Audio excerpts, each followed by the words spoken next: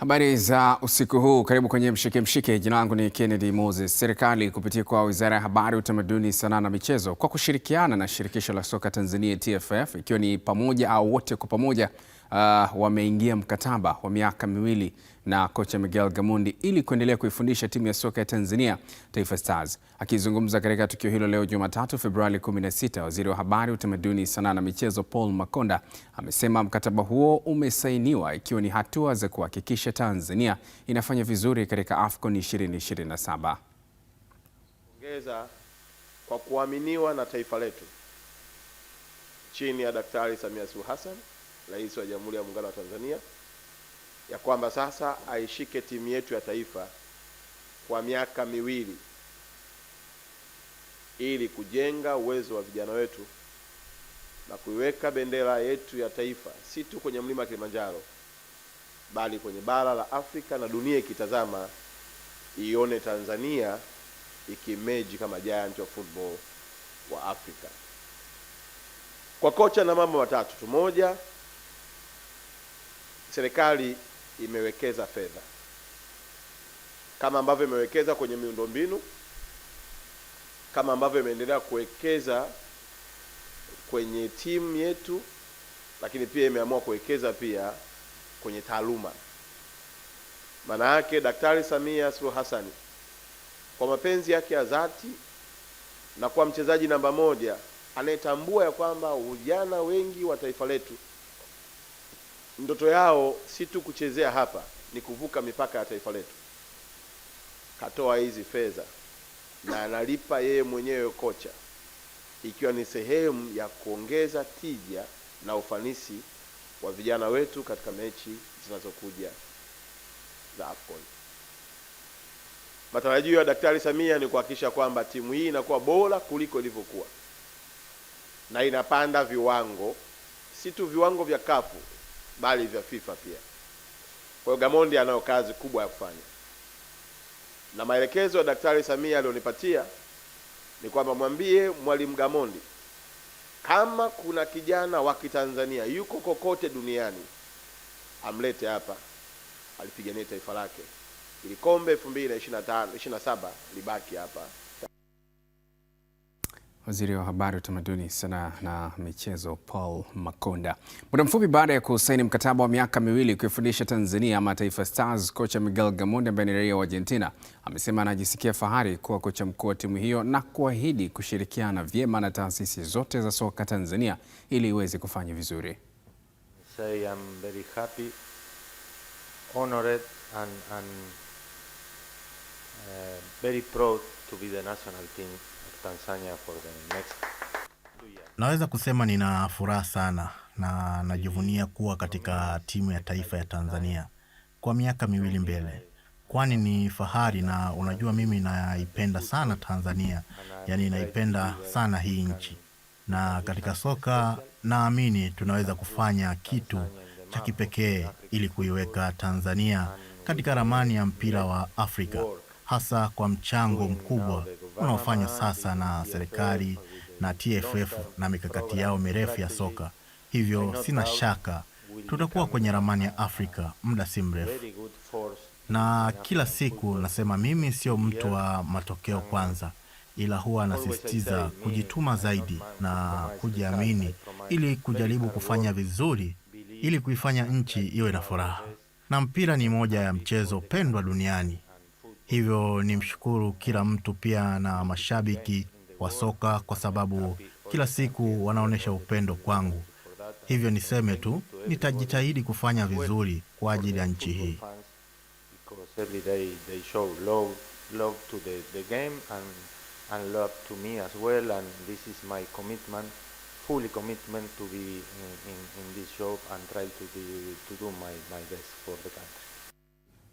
Miguel Gamondi, kocha wa Stars. Wakati huo Waziri wa Habari, Utamaduni, Sanaa na Michezo Paul Makonda amezipongeza timu za Tanzania zilizoshiriki michuano ya Shirikisho la Soka Afrika CAF ngazi ya klabu na kuitangaza Tanzania. Sizipongezi kwa sababu zimetolewa, lakini nazipongeza kwa sababu zimefanya kazi ya kuweka alama ya taifa letu. Timu yetu ya Simba, timu yetu ya Yanga, timu yetu ya Azam pamoja na ndugu zetu wa Big Star kutoka Singida. Kuwemo tu kwenye mashindano hayo ni heshima pia, na mnafahamu ya kwamba Tanzania tumepata nafasi ya kuwa na timu 4, na ndoto ya kila Mtanzania ilikuwa ni kwenda kwenye robo finali. Yaliyotokea uwanjani ni dakika 90, hatuwezi kuamua tofauti, lakini mimi nawapongeza kuanzia uongozi wao, uongozi wa Simba, uongozi wa Yanga, uongozi wa Azam pamoja na Singida Big Star kwa kazi kubwa nzuri walioifanya ya kufika hatua ya kupeperusha bendera na kufanya mataifa yaje kwenye nchi yetu kuja kucheza na wao, kwa sababu wasingeingia tusingepata hata hizo pesa ambazo ndugu zetu wenye hoteli, migahawa, watu wa chakula wameweza kuzipata. Lakini tuwatia moyo, ni wakati wa kujiandaa vizuri pia kwa mashindano yajayo. Mwisho wa kutoka kwenye mashindano haya sio mwisho wa mashindano. Malaki wameusoma mchezo, wameelewa mbinu, kwa ni wakati mzuri wa kujipanga kuhakikisha kwamba mashindano yajayo basi twende mpaka nusu finali, tusitoke mapema kama ambavyo imetukuta hivi jana. La mwisho katika hilo eneo, nafikiri msajili wa michezo yuko hapa.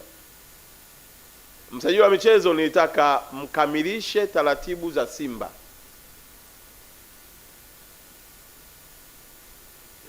Simu zimekuwa nyingi kwetu, na mimi nisingependa kuanza kutoa maoni na kuingilia mchakato, na niwahakikishie tu wapenzi wa michezo, kama kuna kipindi sheria zitafuatwa na kanuni, ni kipindi hiki cha uongozi wangu. Na msajili kwa mujibu wa taratibu anapokamilisha awajulishe wahusika waendelee. Singependa kama waziri kila mara kuanza kutolea ufafanuzi jambo hili, katiba yao imekuwa hivi, wamefikia hatua hii. Hapana, kwa sababu ni jambo la kitaratibu, kanuni zipo, sheria zipo, kwa ni kuhakikisha kwamba mnakamilisha haraka.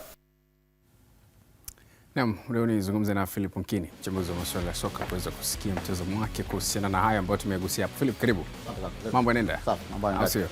Ya, tumeona hatua kwanza ya Stars kumpa tunasema kumwamini kwa miaka 2 mbele Miguel Gamondi.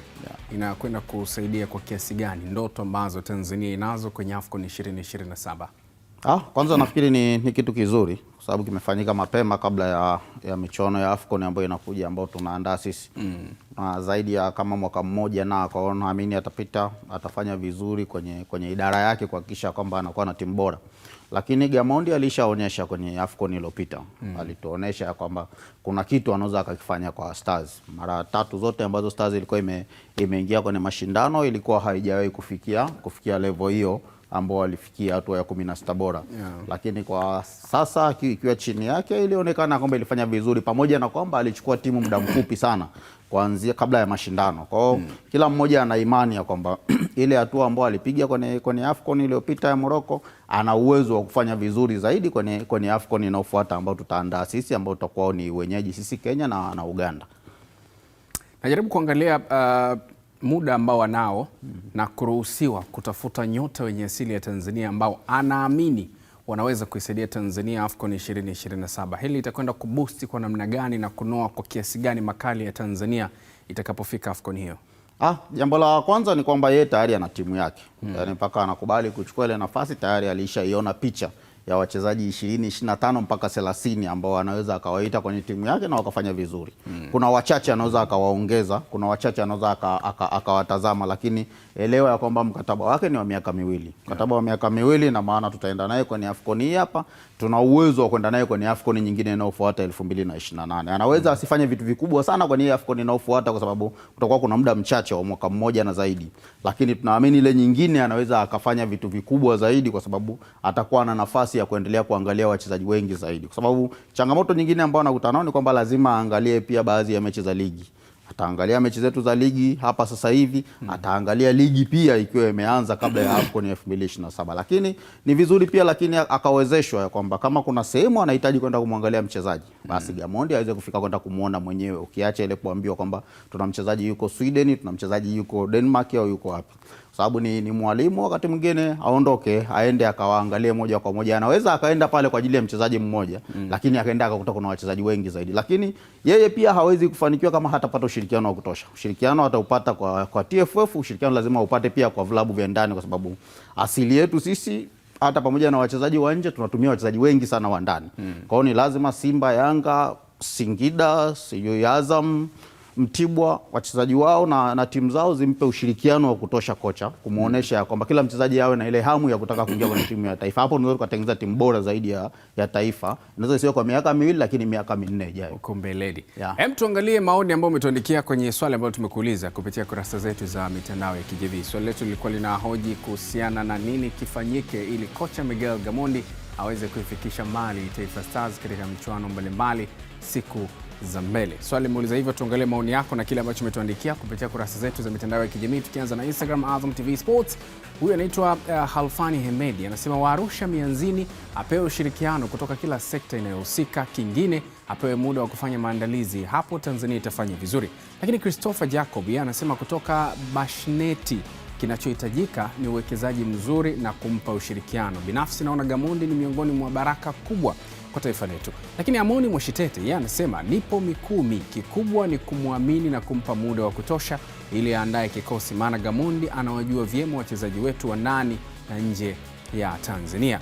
Tutazame sasa ukurasa mwingine baada ya Instagram, tuangalie Facebook sasa. Azam Sports, Geoffrey Liza yeye anasema uongozi uache usumbufu na kumgasigasi, kama wamemwamini basi wampe timu, waondoe watu waharibifu, asipangiwe kikosi, acha achukue, halafu baadaye kama kuna wachezaji wanaohitajika na mamlaka iwe ziada kwa kocha na sio iwe lazima.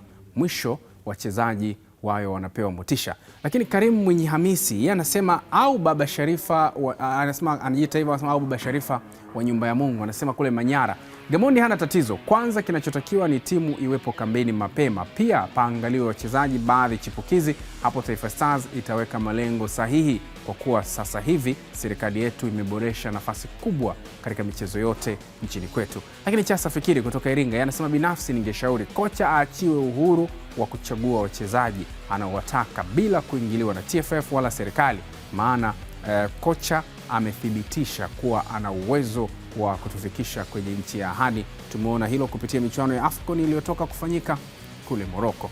Wengi naona wanagusia suala la kocha kupewa uhuru. Tafsiri yake ni nini? Ni hali ya kawaida kwenye soka la Afrika. Ushauri wakati mwingine sio mbaya kwa mwalimu yoyote au timu ya taifa au klabu, ushauri wao unaruhusiwa.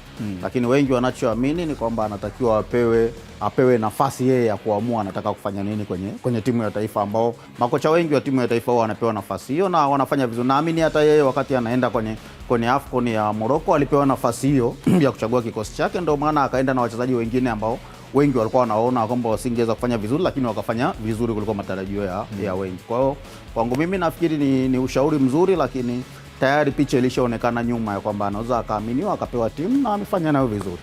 Shukrani sana Nkini. Tutazungumza tena hapo baadaye kwenye mengine ambayo tuko nayo mezani. Ni Philip Nkini, mchambuzi wa masuala ya soka, nikizungumza naye kuhusiana na yale ambayo tunayo mezani hii leo. Unimshike mshike, endelea kuwa nasi.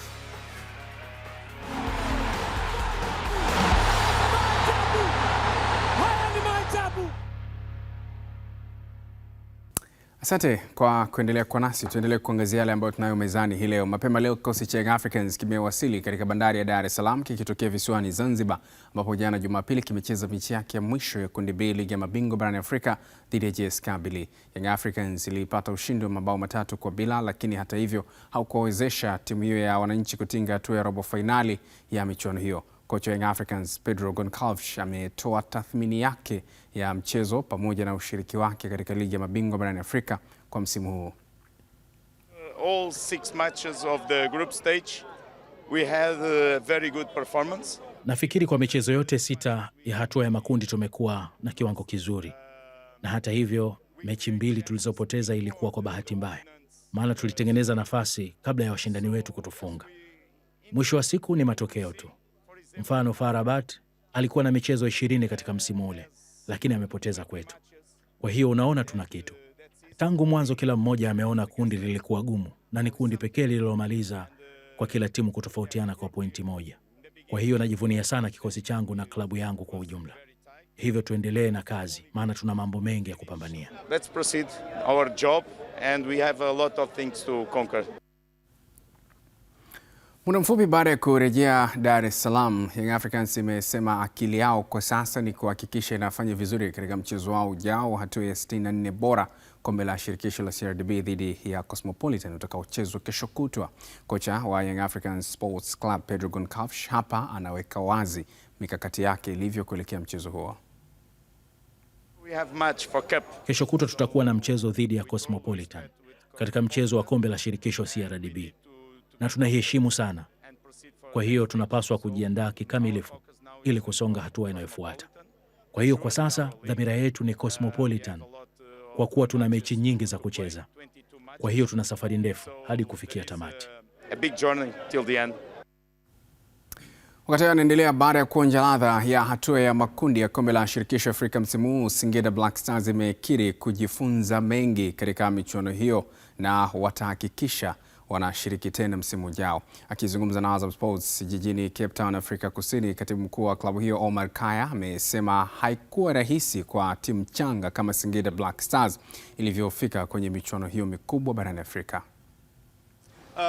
Kwanza ni jambo la kushukuru na kujivunia kwa Wanasingida, kuanzia kwa management, technical bench na players, kwa sababu ni historia kwa kweli kwa timu kama Singida kuweza kuja moja kwa moja na kwenda kwenye group stage. Huko nyuma tumeona timu ngeni au timu nchanga zinapoingia kwa mara ya kwanza hata zingine hazipati hata point, lakini tumeweza kupata points, tumeweza kutoa ushindani wa kutosha, kitu ambacho kila mtu iko very proud. Kwa kila mtu yote mtu ambaye anajinasibu na Singida, anaifeel Singida, iko proud na kile ambacho tumefanya, na it's a good lesson kwetu. Upande wa management tumejifunza vitu vingi sana, upande wa technical bench a lot of maturity. Ukija kwenye upande wa players same way, kwamba wachezaji wengi ndio kwa mara ya kwanza kushiriki, wengine ukiacha wale ambao wachache ambao tayari walishakuwa huku na kutupa experience yao. Mazingira tofauti kucheza na nchi tatu tofauti, kila moja na mazingira yake na ushindani wake, ambayo kwetu ilikuwa ni chachu ya kuweza kutujenga zaidi kwenye kila idara. Kwa hiyo tunaamini tutarudi tukiwa na nguvu kubwa zaidi ya hii ambayo tunakuja, na tunashukuru kwa wote ambao wameweza kutupa support kwa namna moja au nyingine, ikiwa kama federation, ikiwa nchi kama wizara husika, Mheshimiwa Rais, kwenye mambo ambayo tunaona kama yale goli la mama na nini, yote ina kumotivate kwamba kila mtu ndani ya nchi ana support timu ambazo zinashiriki michezo ya kimataifa. Kwa hiyo ilikuwa jambo jema kwetu. Wanasingida walikuwa na sisi all the way toka hatua ya mwanzo mpaka hii, hata tukiwa nje ya nchi wapo na sisi kwa dua, kwa kila aina ya maombi. Kwa hiyo ni jambo la kujivunia kwa kweli. Tumejifunza sana. Tusummarize kwa kusema tu kwamba shukrani sana, na tutarudi tukiwa na nguvu mpya, na tunaamini tutafanya vizuri zaidi.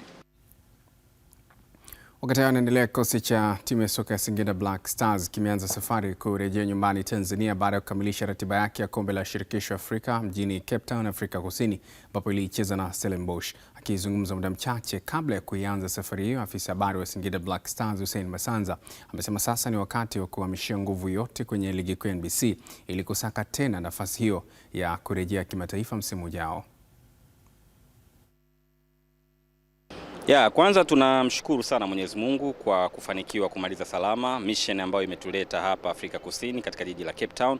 Tulikuja kwa ajili ya mchezo wetu wa mwisho wa hatua ya makundi kwenye michuano ya kombe la shirikisho barani Afrika, mchezo ambao tumecheza na wenyeji wetu hapa Stellenbosch. Hakika ulikuwa ni mchezo mzuri, na kipekee nitumie fursa hii kuwashukuru Watanzania wote ambao walikuja uwanjani kuisupport timu, na tuliona uwepo wao. Hakika walitufanya tujisikie tuko nyumbani, lakini bila kusahau balozi wa Tanzania hapa Afrika Kusini ulikuwa nasi bega kwa bega tangu siku ya kwanza ambao tumeingia hapa mpaka leo ambapo timu inasafiri kurejea nyumbani Tanzania kwenda kuendelea na ratiba za michuano mingine. Sasa hapa michuano ya kimataifa tumemaliza. Hatukumaliza kwa kufeli. Tumefanikiwa malengo yetu ya msimu huu, na ambayo ilikuwa tutaka tuingia hatua ya makundi, tumeingia kwa mara ya kwanza. Nashukuru sana kwa hatua hii. Tunaenda kujipanga kwa ajili ya kutafuta tiketi ya kurudi tena msimu ujao. Katika hatua nyingine, afisa habari huyo wa Singida Black Stars Hussein Masanza ameweka wazi kuwa sasa rasmi timu yao inahamishia mechi zake nyumbani kwenye uwanja wao mpya wa Airtel uliokamilika kwa 100% kwa sasa. Singida Black Stars mechi zake za nyumbani tunaanza kutumia uwanja wetu mpya Airtel Stadium, umeshakamilika kwa 100%, na sasa uko tayari kwa ajili ya matumizi. Lakini taarifa rasmi itatolewa na mamlaka za soka kwa ajili ya kuthibitisha hiki ambacho tunakisema, lakini sisi kama klabu kwa upande wetu tumeshakamilisha yale yote ambayo tulielekezwa tuyafanye kuweza kuruhusu uwanja kutumika, na tunatarajia mchezo wetu wa kwanza nyumbani kwenye uwanja wa Airtel Stadium, uwanja wa Singida Black Stars. Tutacheza tarehe 19 mchezo wa kombe la shirikisho CRDB dhidi ya Kopko FC. Mechi ya ufunguzi tunacheza na vijana wa daraja la chini, lakini tunataka twende tukauzindue uwanja huu kwa heshima, kwa mashabiki waweke ratiba zao vizuri. Chui anarudi nyumbani katika mbuga aliyoizoea zaidi ya Singida, na hakika itakuwa ni siku nzuri sana kwa wanasingida wote. Wakati hayo yanaendelea, baadhi ya mashabiki wa Singida Black Stars wametoa maoni yao juu ya kiwango kilichoonyeshwa na timu yao katika michuano ya kombe la shirikisho barani Afrika kwa mara ya kwanza kushiriki kwenye msimu huu hatua ya makundi. Interaction iliyokuwepo kati ya mwingiliano, kocha wetu nakumbuka hapo aliitwa kwenda timu ya taifa na hiyo pia ilikuwa ni moja ya sababu ambazo zimechangia Singida kushuka. Ukiachana na hilo, pia ni ugeni wa timu yetu, pia ndo mara yetu ya kwanza kushiriki katika mashindano makubwa. Naona kama nadhani ni uzoefu sana ndo umetuangusha na interaction ya kocha wetu kuitwa kwa timu ya taifa. I hope next time wanaweza wakafanya vizuri, wakawata huko wakafuzu kwenda robo finali na kusogea zaidi. Ni hivyo, kufanya tu maboresho, kuingiza wachezaji wapya kama watawezekana. Maana mpaka sasa hivi wale wachezaji wageni hawajaweza kuonyesha uwezo mkubwa sana, japokuwa wameonyesha kidogo walichonacho. Kweli nawapa pongezi kubwa sana, wamejitahidi kadri ya uwezo, wamejipambanua. Ni mara ya kwanza lakini wamejitahidi kadri ya uwezo, na ningependa niwashukuru sana uongozi mzima wa Singida Black Star, technical bench la Singida Black Star, wachezaji wenyewe na mashabiki wote wa Singida na Tanzania kwa ujumla. Kwa kweli tuipe kongole timu yetu, imejitahidi sana. Unajua kubadilisha makocha mara nyingi nayo kwa kweli huwa sometime unaleta tija, lakini sio kivile, kwa sababu kocha akishakuja anataka kuzoeana na wachezaji. Wachezaji wanataka kuwazoeana na kocha. Alafu akaja akatimuliwa. Kwa namna moja au nyingine unaweza kuwavunja wachezaji moyo. Wanaanza moja. Anyway, sio tatizo, lakini Singida wamejitahidi kadri ya uwezo. Kwanza Singida Black Star mimi nawapongeza kwa hatua walioifikia, kwa sababu ni wageni kwenye mashindano hayo. Hatuna cha kuwalaumu, ila tunawapongeza sana. Singida kwa kuboresha, naweza nikasema ni mwalimu, kwa sababu timu sasa hivi ameenda nayo mpaka ametolewa. Kwa sasa hivi anajua madhaifu ya timu iko wapi, anaweza akaboresha kwa design ya forward, aiza mabeki. Baada ya Azam FC kuondoshwa kuishia hatua ya makundi katika kombe la shirikisho Afrika, baadhi ya mashabiki wa timu hiyo wamepongeza wachezaji wao, ikiwa ni pamoja na benchi la ufundi kwa kuonyesha kiwango kizuri, huku wakiamini kuwa wana nafasi ya kufanya vizuri sana kwenye awamu inayokuja. Tumefanikiwa kuwa na timu bora, tumefanikiwa kuwa na kocha bora, kwa sababu kwanza katika lile kundi sisi ndo tumeingia kwa mara ya kwanza katika makundi. Lakini tulivyoanza pia tumeanza kwa kujikongoja, watu waliamini sisi hatuwezi kufika kule tulipofika. Lakini pasipotegemea wa Tanzania wameona tumetoka na pointi 9. Tumeenda kumsumbua Mwarabu kwake, kwa sababu waliamini sisi katufunga hapa, kule tutapigwa 5. Lakini jana Chamoto alikiona, ingawa kapata 2, lakini kakiona. Naamini kwanza ningependa kumshukuru kocha wetu Ibenge. Ameonyesha Tanzania kwa Azam kwamba kikosi kimekuwa kizuri na bora zaidi. Huu ni mara wa kwanza, lakini malengo yangu yalikuwa kusonga kucheza fainali na kutoa kombe. Lakini kila safari unapopiga hatua ya kwanza ndio unapata hatua ya pili. Mimi ninachosema kuanzia benchi la ufundi, tajiri, wadau, wapenzi na wanachama wenzangu wa Azam FC, kwanza tumepata. Ukipata mwenzako jirani aweze kukusifia kwa sababu yeye anaona wivu. Kupata kwa Azam au uzuri wa Azam au bora aliyokuwa na Azam, aweze kusifia Yanga, aweze kusifia Simba, kwa sababu wao ndio wapinzani wetu wakubwa. Lakini mimi ukisema kwenye safari ya mashindano ya kimataifa hatujapata, yani sisi hatujakosa na hatujapata, lakini watu waliofikia sio mbaya. Tuwavunje moyo wachezaji, viongozi wa Azam Football Club. Tuendelee kuisapoti kwa Tanzania wenzangu popote mlipo.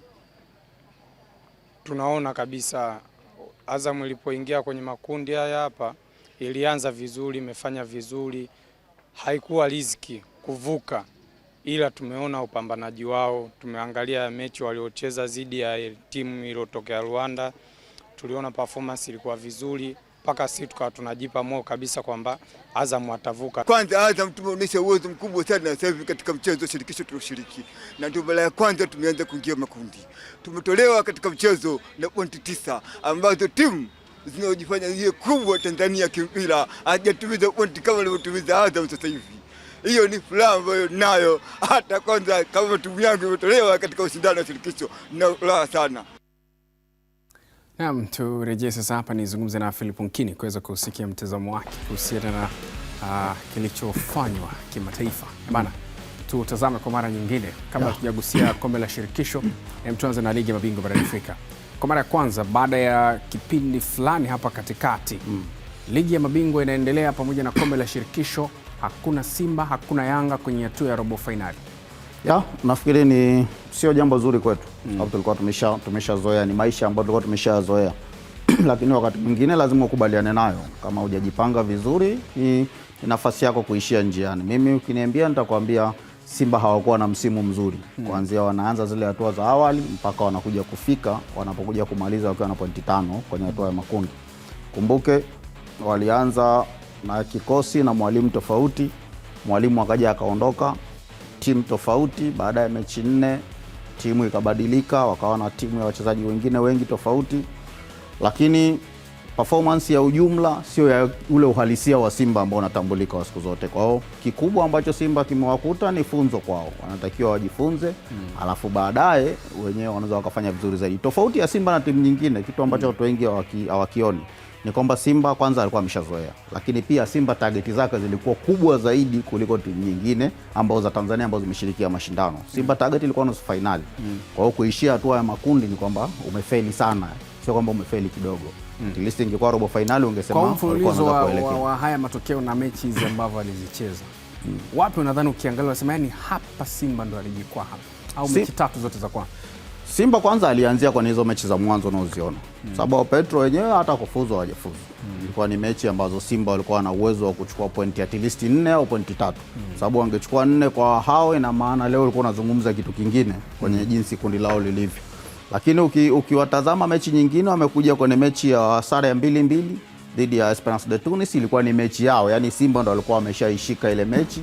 Makosa ya mchezaji mmoja yakaja yakawafanya wakatoka sare. Wakapotea kabisa kwenye ile ramani. Lakini njoo waone wakiwa na kikosi kipya kabisa wanakuja kushinda dhidi ya timu ambayo imeongoza kundi lao kufuzu kwenye hatua ya robo finali, hiyo mechi ya mwisho. Kwa hiyo unaona ya kwamba kuna sehemu Simba waliteleza ambao ndo kuliwasababisha wakawa wameporomoka namna hii. Hizi sare za nyumbani, kutokushinda mchezo hata mmoja nyumbani mpaka unakuja kufikia mechi ya mwisho, hakikuwa kitu kizuri sana kwao na kitu ambacho mashabiki wao walikuwa wanakitarajia. Young Africans naye alipendeza, amemaliza na ushindi wa goli 3 jana, lakini hajaenda mjini. Ukiangalia kwa mfululizo wa mechi zake zote, baadhi wanadhani pengine alipaswa kufanya vyema mechi ya dhidi ya Esfar ugenini, lakini pengine ukawa na mtazamo tofauti. Kwa matokeo haya mechi zote, nadhani wapi hasa Yanga alijikwaa? Mimi ukiniambia nitakwambia mechi dhidi ya Ahly. Ilikuwa mechi ambayo ilikuwa inaweza ikawafanya Yanga wakafuzu hatua ya robo finali, kwa sababu ni mchezo ambao wenyewe walikuwa wameushika zaidi kuliko hata ule wa Esfar. Esfar unajua unacheza naye ugenini. Ucheza naye ugenini, wewe cha kwanza mpira wa Afrika ni kwenda kutafuta pointi 1. Lakini mechi na Ahly, Yanga pamoja na ukubwa wa Ahly, Yanga waliishika hiyo mechi mpaka dakika za mwisho. Ukitazama ulikuwa unaona ya kwamba wenyewe walikuwa na nafasi kubwa zaidi ya kushinda. Walipoteza nafasi nyingi kwa sababu hii ni mechi ambayo Yanga alipoteza nafasi 6 ambazo wangeza wakapata mabao, lakini wakapata goli 1.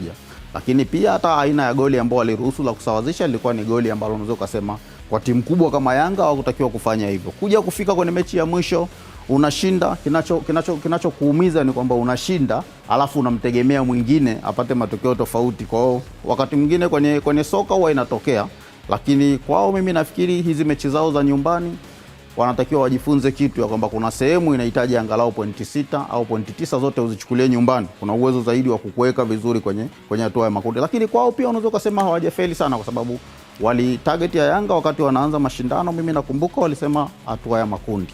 Wamefika hatua ya makundi, robo finali ilikuwa ni bonus kwao. Naam, shukrani sana Mkini. Salia papo, nimkumbushe tu mtazamaji kwamba hivi ndivyo ambavyo tumekamilisha nusu saa ya kwanza ya mshike hii leo, lakini kabla hujakwenda mapumziko mafupi, ni kuarifu tu japo kwa uchache miongoni mwa yale ambayo tutakuja kukujuza kwenye nusu saa ya pili ya mshike ni pamoja na haya.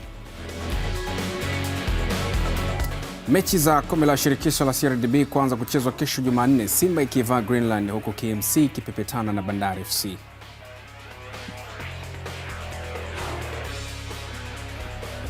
Na nyota wa zamani wa soka hapa Tanzania aliyekuwa akipiga kunako soka la Tanzania hapa na klabu ya Young Africans, namzungumzia Mahinya, asimulia jinsi alivyosajiliwa na timu hiyo kitokea Sunderland. Twende break, tutarejea.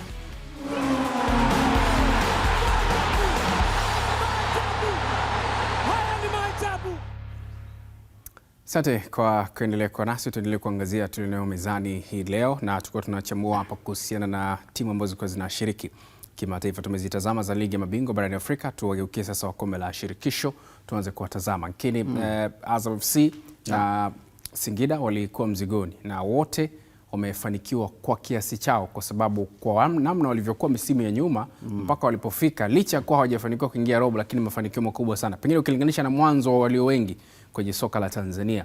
Tuanze kumtazama Azam FC. Kwa mara ya kwanza anatinga makundi, lakini pia kwa mara ya kwanza anachomoka na alama 9 ambazo kwenye makundi mengine wapo baadhi wameenda nazo kwenye hatua inayofuata. Kwa Azam huna cha kumdai. Yaani Azam unaweza ukasema ambacho kilikosekana ni bahati tu ya kumpeleka hatua robo finali, kwa sababu kama ulivyosema timu 4 kati ya timu 16 ambazo zimefuzu ligi ya mabingwa na kombe la shirikisho kujumlisha timu 4 zote zimefuzu na pointi 9. Akiwemo Mamelodi Sundowns amefuzu kwenda hatua inayofuata akiwa na pointi 9. Kwa Azam alishafika kwenye ile level ambayo mwalimu alikuwa anahitaji. Ilikuwa ni pointi 9, lakini kwa sababu ya ule ugumu wa kundi lao jinsi ulivyokuwa wakashindwa kwenda. Kwangu mimi nafikiri walitimiza lengo lao ambalo walikuwa wanalihitaji, na target yao ya kwanza nakumbuka ilikuwa ni hatua ya makundi. Haya, kuna Singida pia hapa, naye amekipiga mechi ya mwisho dhidi ya Stellenbosch, amepata sare tasa, naye amaliza nafasi ya 3 kwenye kundi na ni mara yake ya kwanza.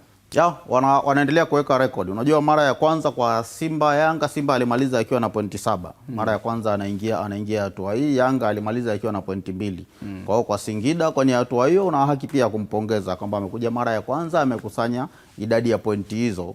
Unaweza ukamsifia kwa sababu kwanza ndio mara ya kwanza anakuja, na wenyewe wamezungumza wakasema wanakuja kujipanga kwa ajili ya msimu ujao. Misimu 2-3 mbele tutawadai zaidi ya hapa, lakini kwa sasa nafikiri wamefanya kazi yao vizuri. Waendelee kuboresha kikosi chao, waendelee kuamini kwenye zile ndoto ambazo wanazo. Mimi nafikiri kama Singida wakiendelea kujipanga vizuri, basi wanaweza wakatushangaza kwenye misimu 2-3 inayokuja. Haya, shukrani sana Nkini. Tupata sababu nyingine kujadili mengi zaidi. Ni Philip Nkini huyo, lakini hivi sasa ni kupitisha kwenye timu ambazo zimeshafuzu ama zimeshafanikiwa kutinga kwenye hatua ya robo finali. Kwa upande wa ligi ya mabingwa, timu ambazo zimetinga hatua ya robo finali, kuna Pyramids kutoka kule Misri, RS Berkane ya Morocco, Al Ahly Misri, FAR Rabat ya Morocco, Al Hilal Omdurman ya Sudan, Mamelodi Sundowns Afrika Kusini, Stade Malien Mali pamoja na Esperance Tunis ya kule Tunisia. Hawa ni ambao wamefuzu kwenda kwenye hatua inayofuata, hatua ya robo finali. Lakini wengine ni USM Alger ya Algeria, Olympique de Safi ya Morocco, Wydad Athletic Club, Maniema Union ya DRC, ya CR Belouizdad ya Algeria, Otoho Doyo ya Congo pamoja na Zamalek ya Misri, pasina kuwasahau Al Masry ya kule Misri. Hawa wenyewe ni kombe la shirikisho na ni miongoni mwa timu ambazo zimefanikiwa kutinga kwenye hatua ambayo inafuata, ambayo draw yake itakuwa live kesho kwenye kisimuzi cha Azam TV. Draw ya ligi ya kombe la shirikisho saa 8, draw ya ligi ya mabingwa yenyewe itakuwa saa 9 kamili. Nafasi ni ya kwako kufuatilia draw hiyo hapo kesho, na ndio ambayo itakufanya uweze kujua nani anamenyana na nani kwenye hatua inayofuata.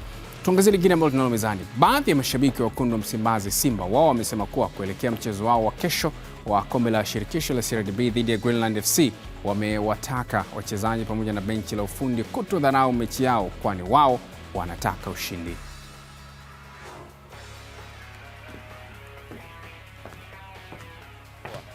Wakachukua ngao ya jamii kule. Kikubwa kila mechi tucheze kwa kuiheshimu. Timu yoyote tuiheshimu, tusidharau. Ujue sisi Simba kilichotukosi kwenye klabu bingwa ni dharau pia. Wala haikuwa kiwango, ilikuwa ni dharau.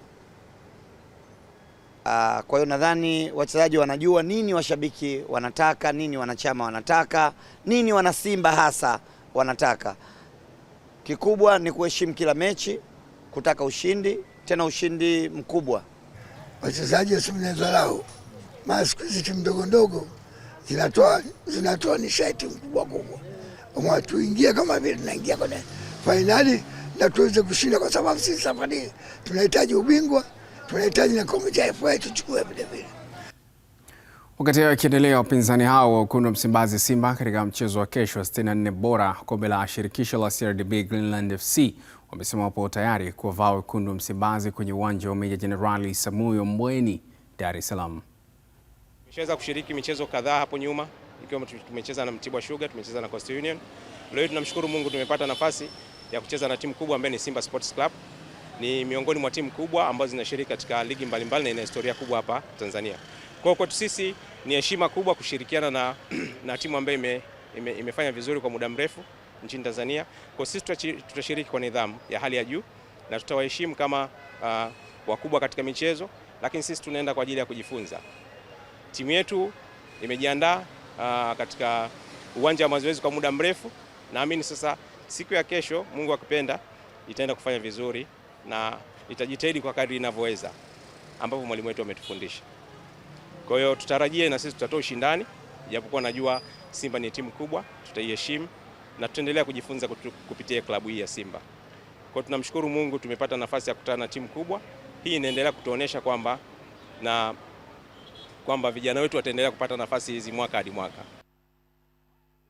Nacho kikosi cha Walima Zabibu Dodoma Jiji FC kimeendelea na mazoezi ya kujiandaa na mchezo wa hatua ya 64 bora kombe la shirikisho la CRDB dhidi ya Kilimanjaro Wanderers, mchezo utakaopigwa katika dimba la Jamhuri Dodoma kesho Februari 17. Mwenzetu George Mbara kutoka Dodoma amezungumza na kocha wa kikosi cha Dodoma Jiji FC Amani Josia na kututumia taarifa ifuatayo.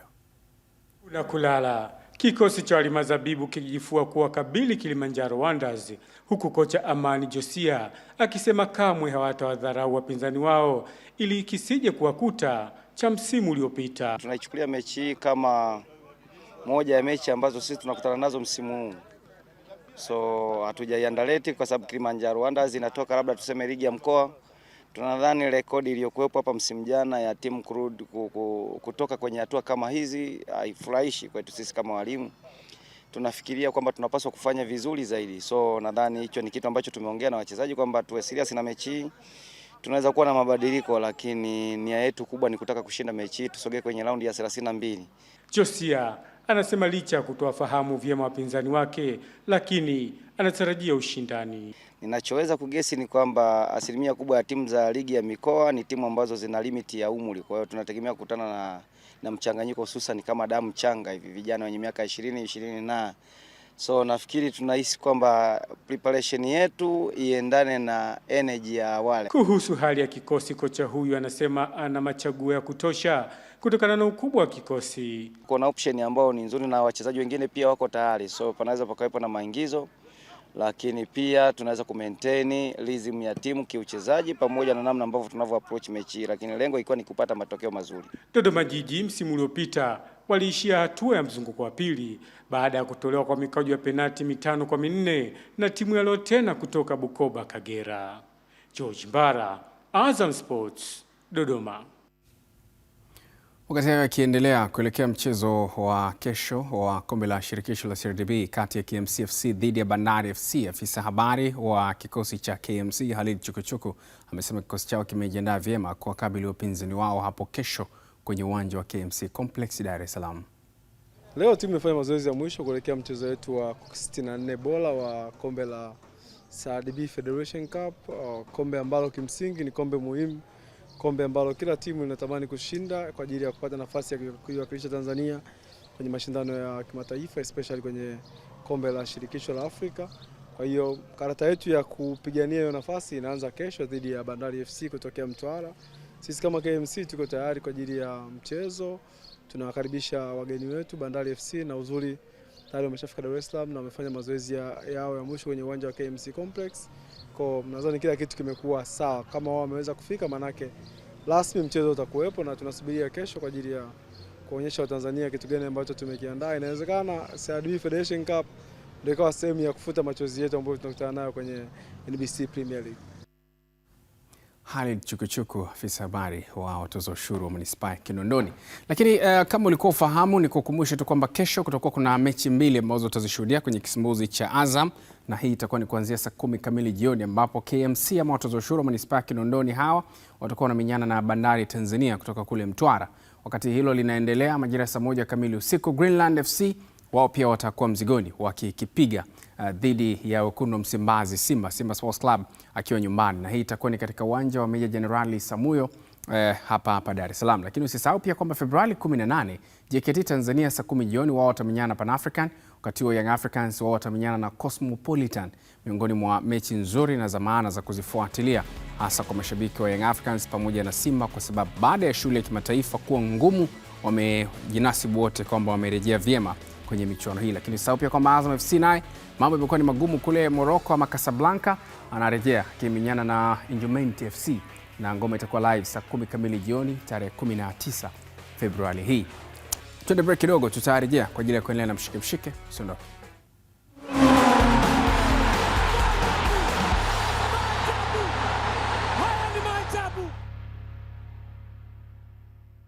Asante kwa kuendelea kwa nasi. Huu ni mshike mshike. Nyota wa zamani wa Young Africans Gilbert Mahinya ni miongoni mwa nyota wa soka waliotamba katika miaka 1960 na kuelekea mechi ya watani wa jadi Machi mosi mwaka huu. Mahinya leo hii anatusimulia namna alivyojiunga na Young Africans mwaka 1968 ambako alishindwa kuendelea nao. Hii ni sehemu ya mahojiano yake na mwenzetu Juma Kapipi.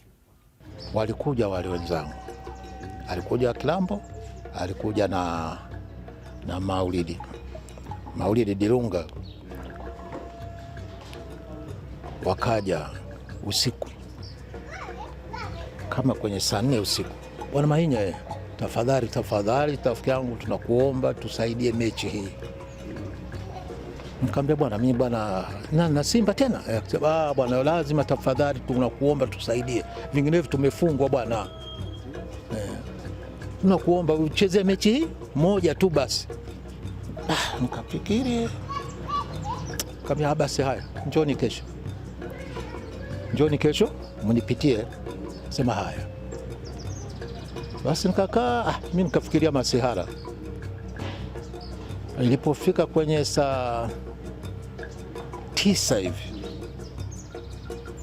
nataka kuniondoke niende Good Hope kwa kufanya mazoezi.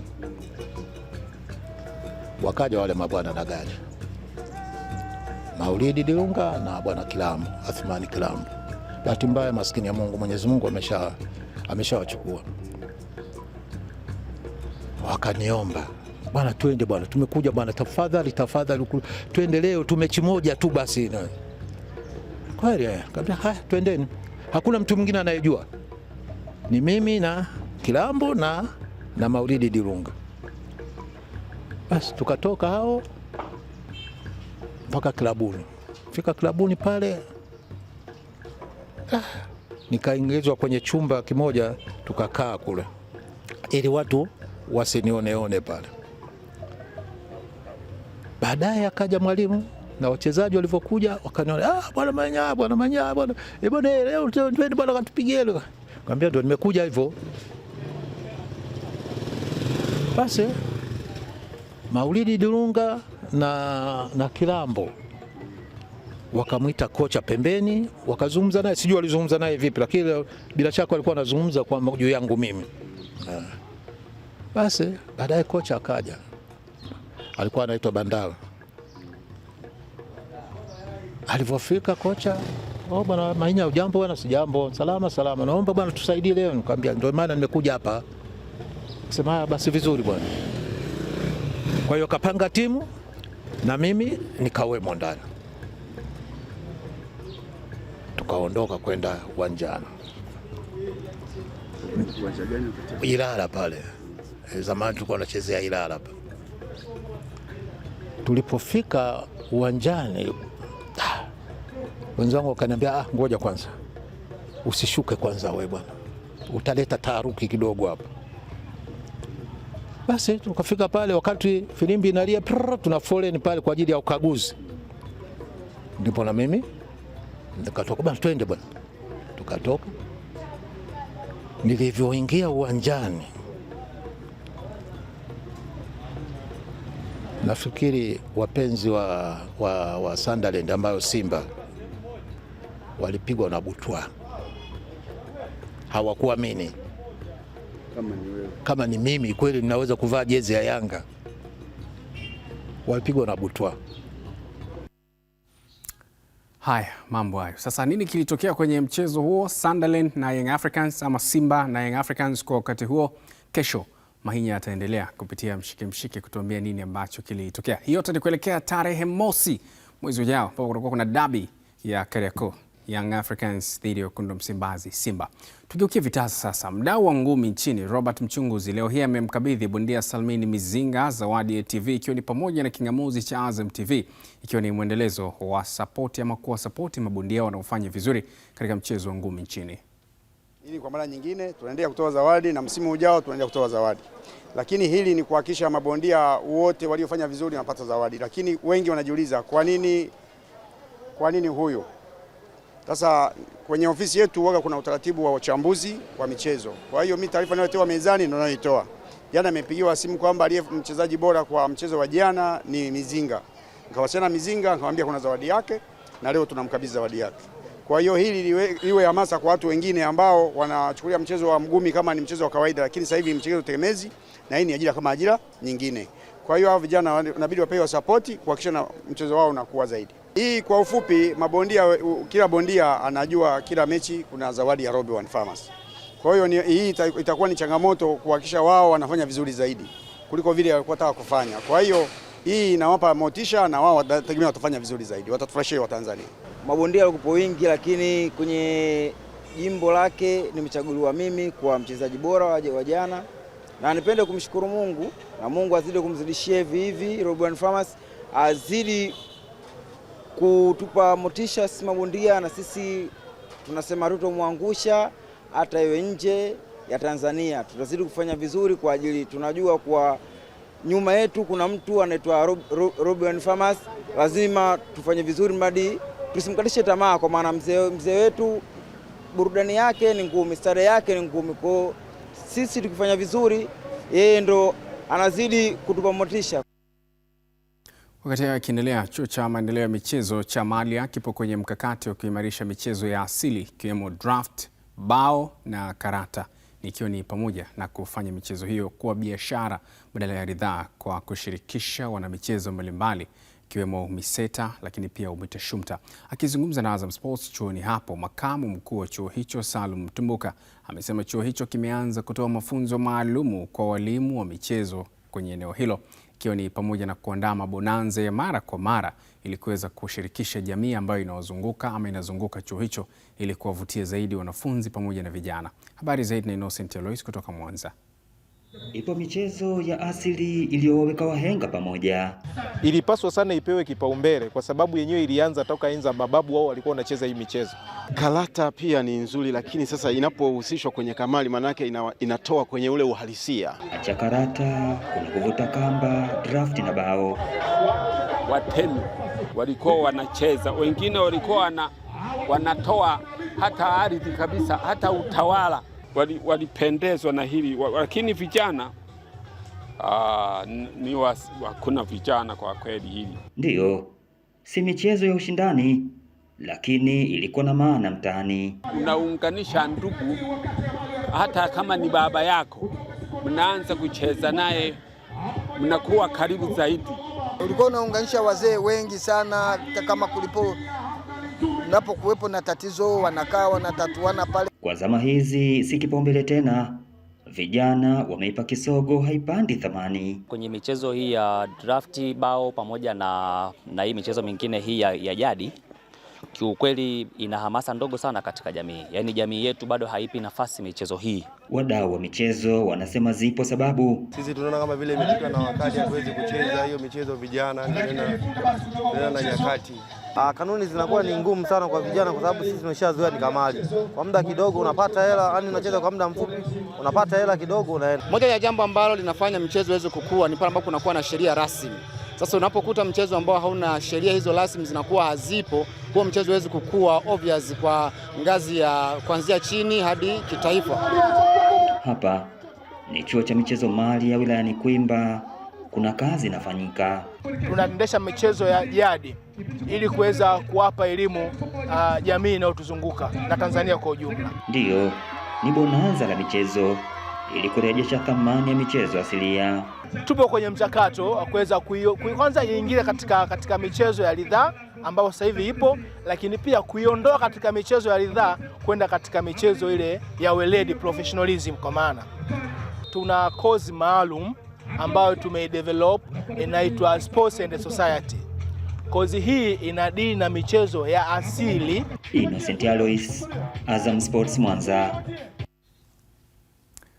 Wakati hayo yakiendelea, tukamilishe na hili. Nyota wa mchezo wa tennis Destiny Ayava ametangaza kustaafu mchezo huo akiwa na umri wa miaka 25 kutokana na kile alichokisema kuwa ni ubaguzi wa rangi na chuki dhidi ya wanawake. Taarifa zaidi inafafanua. Raia huyo wa Australia ambaye alifika kiwango cha juu cha 147 kwa wachezaji mmoja ametangaza uamuzi huo kwenye mtandao wake wa Instagram na kuongeza kuwa mwishoni mwa mwaka huu utakuwa msimu wake wa mwisho katika mchezo wa tennis. Destan katika chapisho lake kwenye mtandao wake ameeleza anavyokabiliana na unyanyasaji mitandaoni, suala ambalo limeathiri wachezaji kadhaa wa mchezo huo na hivyo kushindwa kufanya vizuri katika mashindano mbalimbali. Raia huyo wa Australia mwenye umri wa miaka 25 amevitaja vitisho vya chuki pamoja na kifo ambavyo amekuwa akitumiwa katika mitandao yake, jambo ambalo limemvunja moyo wa kuendelea na mchezo huo ambao alikuwa anaupenda. Wakati akiendelea, nyota wa mpira wa kikapu nchini Marekani Anthony Edwards ameibuka mchezaji bora katika mchezo wa fainali uliohusisha nyota wote wa mchezo wa kikapu nchini humo uliopigwa mjini California. Taarifa zaidi na Juma Kinangoka. Timberwolves ameisaidia timu yake ya US Stars kuichapa US Stripers jumla ya vikapu 47 kwa 21 huku akipata rebounds 9 na kutoa pasi za mwisho 3. Anthony Edwards mwenye umri wa miaka 24 anayecheza safu ya ulinzi alifunga pointi 32 huku akipata rebound 9 na kutoa pasi za mwisho 3 na kuisaidia timu yake kutwaa kombe la Kobe Bryant, nyota wa zamani wa mchezo wa mpira wa kikapu nchini Marekani kutoka timu ya Los Angeles Lakers. Tumekamilisha hivyo mshike kwa hii leo, lakini machache kati ya yale ambayo tulikuwa nayo mezani ni pamoja na haya. Serikali kwa kushirikiana na TFF wameingia mkataba wa miaka 2 na kocha Miguel Gamondi ili kuendelea kuifundisha Taifa Stars. Kikosi cha Young Africans kimerejea Dar es Salaam kikitokea Zanzibar, sasa kinajiandaa kuikabili Cosmopolitan katika kombe la shirikisho la CRDB. Na nyota mpira wa kikapu Marekani Anthony Edwards ameibuka mchezaji bora katika mchezo wa fainali za NBA All Stars ambazo zimefanyika alfajiri kuamkia leo. Mwisho mshike hii leo. Kwa niaba ya wote ambao wamefanikisha matangazo haya, jina langu ni Kennedy Moses. Uwe na usiku mwema.